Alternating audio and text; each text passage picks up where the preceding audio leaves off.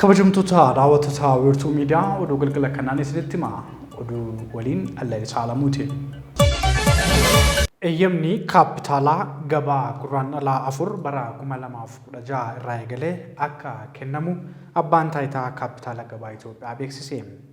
Raawwii karooraa fi qophii haala kenniinsa eeyyamaa kaapitaala gabaa ilaalchisee Daayirektarri abbaa taayitaa kaapitaala gabaa Itoophiyaa Dr. Buruuk Taayyee miidiyaaleef ibsa guyyaa irraa kennaniin eeyyamni kaapitaala gabaa gurraandhalaa 4 bara 2016 irraa eegalee akka kennamu addeessaniiti jiru. Abbaan taayitaa kaapitaala gabaa Itoophiyaa sirna gabaa kaapitaalaa cimaa uumuu fi hojiilee dandeessan hojjechaa akka jiranis addeessan yoo ta'u, baankonni investimentii biyya alaa gara Itoophiyaatti galanii carraa hojii eegaluu danda'an uumamuun gabaa damichaa irratti jijjiirama guddaa akka fidus himaniiru jechuun tajaajila oduu Itoophiyaatu gabaase. Hokkora naannoo Amaaraatti mudatee ture hordofee labsiin yeroo hatattamaa baatii 4 dheerachuu isaatiin gamtaan paartiilee mormitootaa Itoophiyaa labsii yeroo hatattamaa dheeressuun gaaffii uummataaf furmaata waaraa fiduu jechuun ibsa guyyaa irraa kenneen gaafate. Manni maree bakka bu'oota uummataa tibbana labsii yeroo muddamaa naannoo Amaaraatti labsamee ture baatii 4 akka dheeratu raggaasisaa hordofee ibsa kan baase gamtaan paartiilee mormitootaa labsichi dheerachuun furmaata addaa akka hin finne jechuun murtoo darbee mormeetii jira. Waggoota 5 darban keessatti labsiiwwan yeroo hatattamaa hojiirra oolan hedduun isaanii gaaffii uummataa ukkaamsuu fi rakkoo hammeessuu fi akkasumas ammoo dhibdeewwan garaagaraaf oolaniiru ka jedhe gamtichi rakkoolee fi gaaffilee siyaasaa biyyattii keessatti kaaniif furmaanni waaraa akka ta'u marii hundaa hammachiisee fi amanamaa ta'ee geggeessuu malee tarkaanfii humnaa fudhachuu miti jechuun addeesse. Manni maree bakka bu'oota uummataa ammoo gama isaatiin wayitaa labsii yeroo hatattamaa kana dheeressu tasgabbiiwwan naannoo Amaaraa keessatti dhabaman bakkatti deebisuu fi wantoota hin sirratin jiran sirreessuudhaaf jechuun tibba darbe walgahii taa'e irratti murteessuunsaa ni yaadatama. Dhaabbileen siviilii Itoophiyaa 15 kan dubartootaan hoogganaman dhimma nagaa Itoophiyaa fi naannoo Oromiyaa ilaalchisee mootummaa Itoophiyaatii fi akkasumas ammoo waraana bilisummaa Oromoo dabalataan qaamolee hidhatanii socho'aniif waamicha nagaa taasisan. Ibsa isaan miidiyaaf kennan Lubee Girmaa akkatti aanutti qindeessitee jirti. Dhaabbileen siviilii 15 ol ta'anii dubartootaan hoogganaman waamicha nagaa mootummaa Itoophiyaa fi waraana bilisummaa Oromoof dhiyeessan. Dhaabbileen siviilii 15 kan dubartootaan hoogganaman waamicha nagaa mootummaa Itoophiyaa fi waraana bilisummaa Oromoo akkasumas qaamota hidhannoo hidhatanii jiranii fi waamichi dhaabbilee taasifamee jira. Waamicha nagaa marii araaraa mootummaa Itoophiyaa fi waraana bilisummaa Oromoo gidduutti adeemsifamaa jiruu fi qaamota hidhatan biroo wajjin adeemsifamuu qabu ilaalchisee ibsi adda addaa guyyaa har'aa kennamee jira. Ibsi kunis nuti gaggeessitoota dhaabbilee siviilii dubartootaan hoogganamnu akkasumas dubartoota irratti hojjennu kan taane yeroo hammaa falmiin hidhannoo mootummaa Itoophiyaa fi ABO gidduutti barootaaf gaggeeffamaa turee fi gaggeeffamaa jiru uummati biyyattii keessattuu dubartoota keenya irraan gahaa jiru ilaalchisee dhaabbilee keenya bakka bu'uudhaan guyyaa har'aa mariin araaraa mootummaa federaalaa Itoophiyaa fi waraana bilisummaa Oromoo gidduutti marsaa lamaaf adeemsifamaa ture akka itti fufuu fi qaamolee biroo wajjin mariin akka jalqabu waamicha keenya ni dhiyeeffannaa jedhan. Waamichi kunis akka dhaabbilee fedhii siyaasaa kam irraayyuu bilisa ta'anii biyya kana keessatti nageenya fiduu fi nageenyi akka dhufuu fi haala mijeessuu irratti hojjetanitti mootummaan federaalaa Itoophiyaa fi WBO'n wal dhabdee yeroo dheeraa gidduu isaanii turee fi balaa guddaa qaqqabsiise kana mariidhaan furuudhaaf murteessanii mariitti seenuu isaanii guutummaatti ni deeggarra ni jajjabeessinas jedhan. Akkasumallee mariin jalqabame kun gufuu tokko malee waan kaayyeeffatee jalqabame fiixaan baasee akka xumuramuu fi akka dhaabbilee siviiliitti gahee nurraa eegamu raawwachuudhaaf qophii ta'uu keenya kan beeksifnuu fi bakka wal dhabdeen dhukaasaa dabalatee jiru kamittiyyuu dubartootni miidhamoo adda duree akkasumas walakkaa uummata biyyattii ta'aniyyuu mariiwwan amma ammaatti gaggeeffaman lameen marii Piriitooriyaa fi Taanzaaniyaa irratti dubartoonni hirmaachuu dhabuun isaanii ni beekama.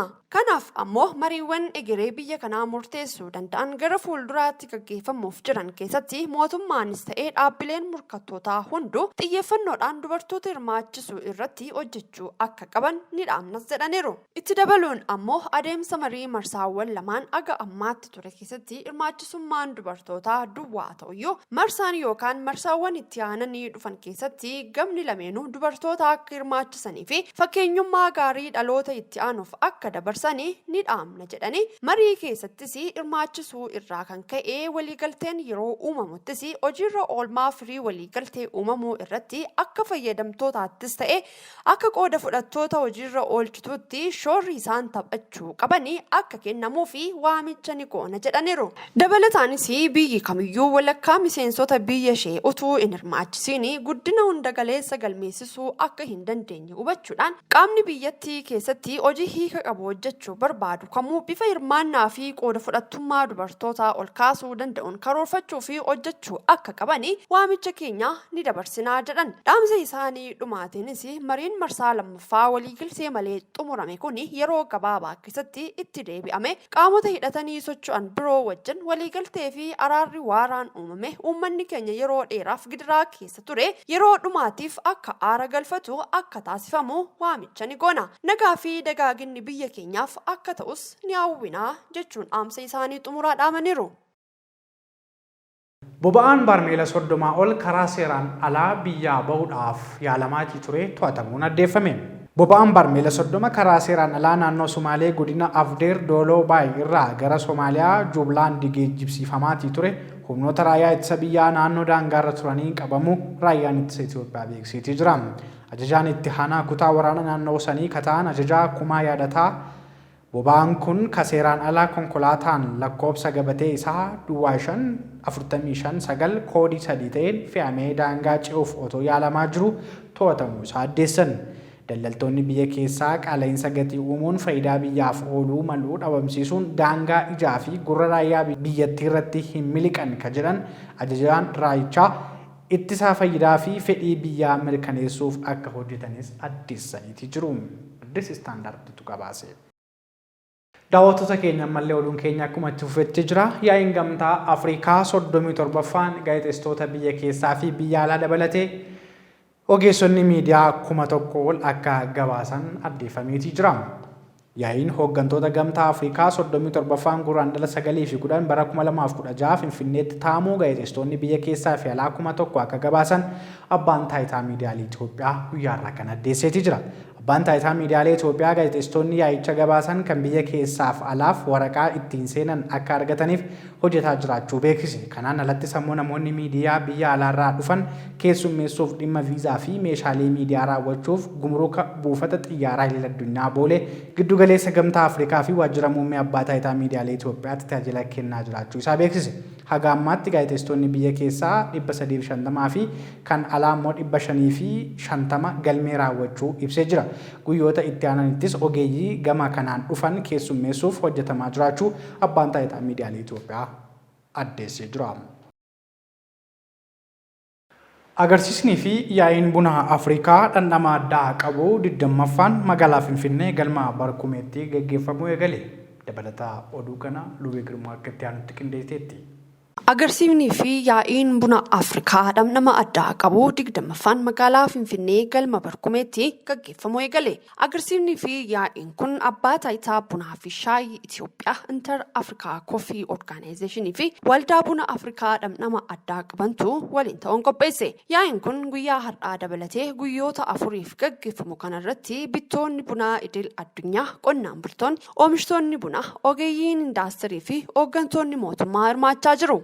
Sirna baniinsa sagantaa kanarratti ministeerri qonnaa Dr. Girmaa Amantee indaastirii bunaa Afrikaa keessatti wantoonni abdii ta'an jiraatanis ammas rakkoo cimaan jiraa jedhaniiru. Dhukkuboota adda addaa rooba gahaa dhabuu fi jijjiirama gabaa bunaa addunyaa yeroof baay'ee mudatu dabalatee rakkoolee damee misooma bunaa ardii kana mudatan irra aanuudhaaf waliin hojjechuun barbaachisaa ta'uu himaniiru. Kanumaan walqabatee yaa'ii fi agarsiifni kun qooda fudhattoonni damee bunaa beekumsa akka waliif qoodanii fi rakkoolee jiraniif furmaata waloo mijeessuu keessatti gahee olaanaa qaba jedhaniiru. Daayirektarri olaanaa abbaa taayitaa bunaa fi shaayii Itoophiyaa Dr. Addunyaan akka jedhanitti yaa'ii fi agarsiifni kun indoomina qooda fudhattoota damichaa cimsuudhaaf gahee guddaa qaba jedhaniiru. Itoophiyaan buna misoomsuudhaaf haala mijataa bal'aa akka qabdu himanii oomishtummaa Itoophiyaa guddisuudhaaf qonnaan bultootaa fi qooda fudhattoota damee kanaa waliin qindoominaan hojjetamaa akka jirus hubachiisaniiru. Hojii hojjetamaa jiru irraas bu'aan jajjabeessaan argamaa jedhanii jiru.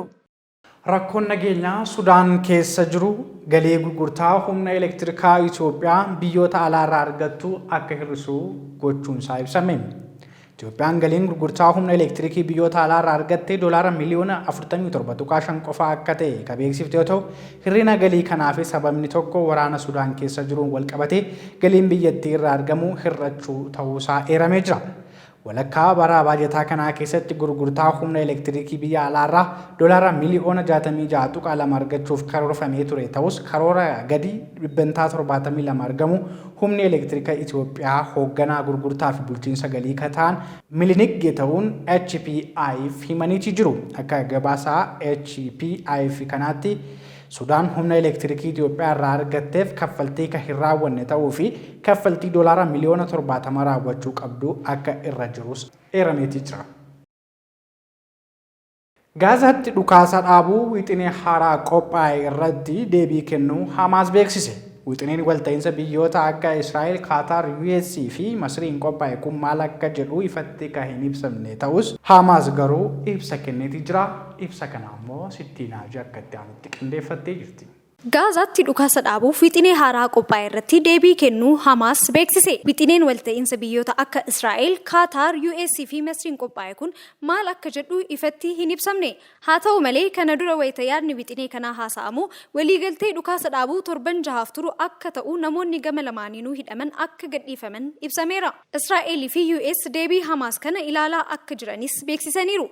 Ministeerri dhimma alaa US Antooni Bilinkan akka amma daawwannaa hojiif baha giddu galaa jiran roobii kana aangawoota Israa'el waliin wal arganii akka mari'atanis ibsaniiru. US deebii Hamaas kana akkamiin akka laaltu ammatti waan jedhan qabaachuu baatanis Pireezidaanti Joo Baayiden garuu wanti gaafatame xiqqoo guddaa ta'uu dubbataniiru. Aangawoonni Israa'el yaada Hamaas dhiyeesse kanatti walii galuuf rakkachuu akka hin oolles akeekaniiru. Qondaalli olaanaan Hamaas kan BBC'n dubbise ammoo wixinee raawwii waliigaltee qophaa'eef deebii farra gaarii qabu deebisuu fi wantoota tokko irratti ammoo fooyya'insi akka godhamu gaafachuu himaniiru. Wantoota akka fooyya'an gaafataman keessaa inni ijoon dhimma Gaazaa deebisanii ijaaruu, namoota qe'ee isaaniitti deebisuu fi labsii warra buqqa'an ilaallatu akka ta'es ibsaniiru. Qondaalli Hamaas kun wantoota akka fooyya'an gaafatan keessaa wal'aansa namoota madaa'anii qe'eetti deebifamuu fi hospitaala biyya alaatti dabarfamuu kan ammatu akka ta'es eeran. Wixineen kun Hamaasiif ergamee torbaan tokko kan ta'e yoo ta'u hanga kibxataa kan tureef sababa dhimmoonni tokko ifa hin taanee fi burjaajii kan uuman waan ta'eef jedhameera.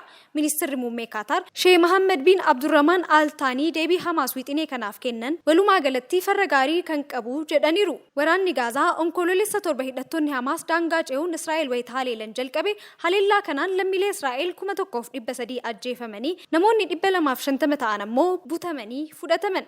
Haleellaa kana booda Gaazaatti waraana Israa'eliin banameen hanga ammaa Filisxeemonni 27,500 ajjeefamaniiru. Sadaasa darbee waliigaltee dhukaasa dhaabuu torban tokkoof tureen gama Israa'el irraa Filisxeemonni 250 hidharra turan yeroo gadhiifaman Hamaas ammoo namoota 105 Israa'elii buttee turte gadhiisteerti. Amma waliigalteen raawwatamu kamuu danqamuu danda'a Sudaan kan jiraateef Israa'el hoogganaa Hamaas Gaazaa jiru Yahyaa Sinwaar adamsuuf dulatti fuftee jiraachuu isheeti.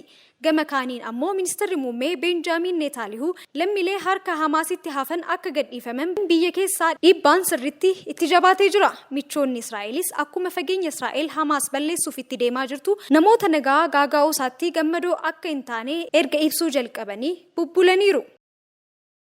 Daawwattoota Wurtuu Miidiyaa oduu